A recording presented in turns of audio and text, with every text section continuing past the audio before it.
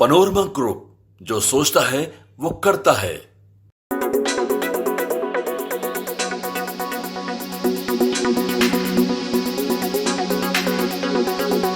नमस्कार, मैं अभिषेक आनंद और आप देख रहे हैं न्यूज फॉर नेशन। देखिए, हम बात करने जा रहे हैं क्रिकेट की। तो हम आपको सबसे पहले बता दें इंडियन क्रिकेट फैंस को कि इंडियन क्रिकेट के से एक बुरी खबर आ रही है। हम आपको बता दें कि इंडियन क्रिकेट टीम ऑस्ट्रेलिया गई हुई थी अपने 5 टेस्ट मैचों के लिए और आज उसका नतीजा आ गया है। हम आपको बता दें आखिरी टेस्ट जो सिडनी में चल रहा था वो इंडिया हार चुकी है और ना सिर्फ सीरीज हारी है इंडिया, अब वर्ल्ड टेस्ट चैंपियनशिप के रेस से भी इंडिया बाहर हो गया है।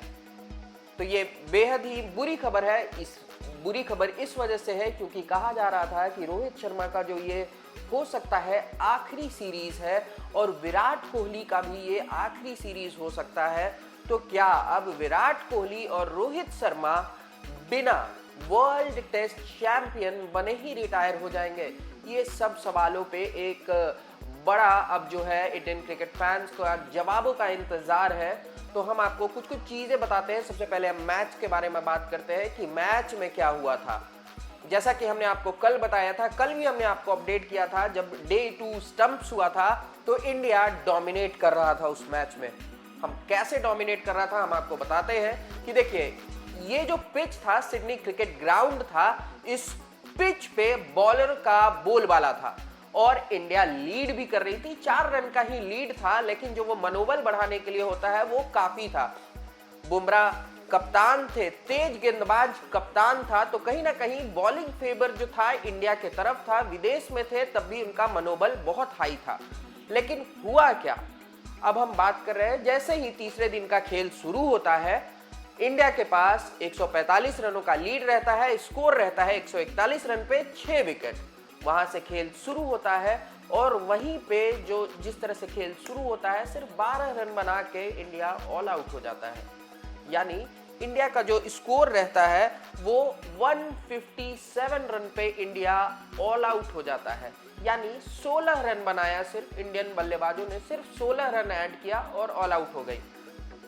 जब खेल शुरू हुआ था तो क्रीज पे वॉशिंगटन सुंदर थे। वॉशिंगटन सुंदर तमिलनाडु क्रिकेट यानी डोमेस्टिक क्रिकेट में ओपनिंग करते हैं, तो वो एक अच्छे ऑलराउंडर हैं, बल्लेबाजी भी अच्छे करते हैं। और रविंद्र जडेजा किस हिसाब के ऑलराउंडर है ये बात आप लोगों के सामने है कि उन्होंने क्रिकेट को किस तरह से अपने आप को क्रिकेट के लिए समर्पित किया है। फील्डिंग की बात हो, बैटिंग की बात हो, बॉलिंग की बात हो, सब चीज में रविंद्र जडेजा आगे रहे हैं। आज किसी के तरफ से वो परफॉर्मेंस नहीं आ पाया, जिसकी वजह से इंडिया बहुत ही कम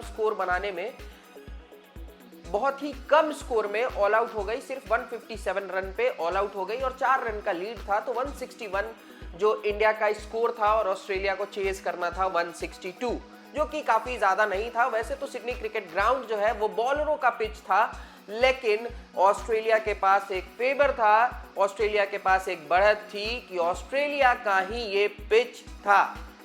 इंडिया के पास फेवर ये था कि सिडनी क्रिकेट ग्राउंड, ऐसा बोला जाता था कि ये ऑस्ट्रेलिया का ग्राउंड है, ऑस्ट्रेलिया यहाँ पे जीतती ही है। लेकिन इंडिया का भी रिकॉर्ड खराब नहीं था इस ग्राउंड पे।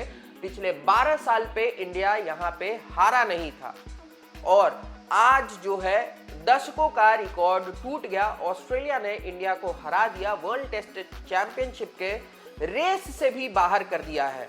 अब हम बात कर लेते हैं थोड़ा स्कोर का, क्या कंट्रीब्यूशन रहा, किसने कैसी गेंदबाजी की, कौन बैट्समैन सबसे सफल रहा इंडिया की तरफ से। तो जाहिर सी बात है कि ऋषभ पंत ने जिस तरीके से धुआंधार बल्लेबाजी की थी, वो रन्स जो था वो इंडिया के लिए काफी इंपॉर्टेंट हुआ था। नहीं तो ऐसा भी हो सकता था कि ऑस्ट्रेलिया बिल्कुल आसानी से ये मैच जीत जाता। इंडिया जब ऑल आउट हो गया था तो ऑस्ट्रेलिया बल्लेबाजी के लिए आई और जो मैक्सिमम रन स्कोर किए गए वो थे उस्मान ख्वाजा, जिनको सिर्फ 3 ओवर में जसप्रीत बुमराह ने आउट किया था। उसके बाद जब दूसरे इनिंग में बल्लेबाजी करने आए उस्मान ख्वाजा, तो उन्होंने सर्वाधिक रन बनाए, 41 रन बनाए और काफी तेज रन बनाए। सिर्फ 45 गेंदों में 41 रन बना दिए थे। और वेबस्टर की बात करें तो वेबस्टर ने सिर्फ 34 गेंदों में 39 रन बना दिए। और उसके बाद ट्रेविस हेड, वो तो धुआंधार बल्लेबाज है ही, जैसे कि हेड का अभी जो हवा चल रहा है पूरे भारत में कि हेड अगर कभी भी मौजूद रहते हैं तो वो इंडिया के लिए खतरा ही साबित होते हैं। भले ही वो वर्ल्ड कप की बात हो, टेस्ट की बात हो, सब जगह पे हेड का जो परफॉर्मेंस है इंडिया के खिलाफ आता ही है। और आज जो लास्ट पार्टनरशिप बनी वेबस्टर और हेड की, उसने इंडिया को मैच हरा दिया। तो आज जो है एक बोल सकते हैं कि की फैक्टर जो आज लास्ट इनिंग में ऑस्ट्रेलिया ने यूज किया वो ये था कि इंडियन बैट्समैन जो थे वो टिक के खेलने की कोशिश कर रहे थे इस पिच पे, लेकिन जब लास्ट इनिंग ऑस्ट्रेलिया खेलने आई तो वो टिकने की कोशिश नहीं कर रहा था, वो रन स्कोर करने के पीछे जा रहे थे, कम बॉलों में ही रन स्कोर कर रहे थे और टारगेट का पीछा तेजी से कर रहे थे और ऑस्ट्रेलिया ने इसको सफल भी कर दिया और इंडिया आज ये मुकाबला हार गई।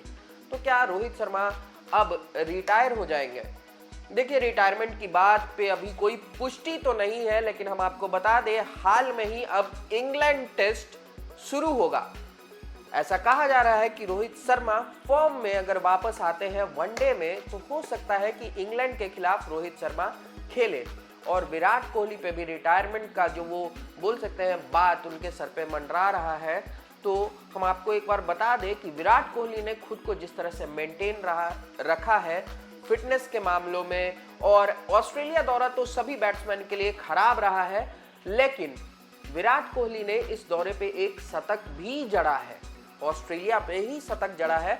तो हो सकता है विराट कोहली खुद को और समय दे, लेकिन रोहित शर्मा के ऊपर एक बड़ा क्वेश्चन मार्क लगा हुआ है कि हो सकता है कि रोहित शर्मा रिटायरमेंट ले ले और जैसा हमें लग रहा है कि इंग्लैंड का वो लास्ट जो हो सकता है वो टेस्ट सीरीज रोहित शर्मा का हो सकता है। रोहित शर्मा का ये जो है आखिरी टेस्ट सीरीज तो नहीं होने वाला है, वो डेफिनेटली एक बार ट्राई जरूर करेंगे इंग्लैंड के सीरीज पे, और विराट कोहली ने अपने फिटनेस पे वर्क किया है तो हो सकता है कि रोहित शर्मा के बाद ही वो रिटायरमेंट ले। टेस्ट सीरीज पे उनको और भी जैसे उनके दर्शक इंतजार कर रहे हैं 100 सेंचुरी का, तो मुझे ऐसा लगता है कि विराट कोहली अभी क्रिकेट को समय देंगे और अभी रुकेंगे। लेकिन जो सबसे बड़ी बैड न्यूज़ है इंडियन क्रिकेट फैन के लिए ये है कि वर्ल्ड टेस्ट चैंपियनशिप के रेस से अब भारत बाहर हो चुका है। फिलहाल इस अपडेट में इतना ही, और भी खबरों के लिए जुड़े रहिएगा न्यूज़ फॉर नेशन के साथ।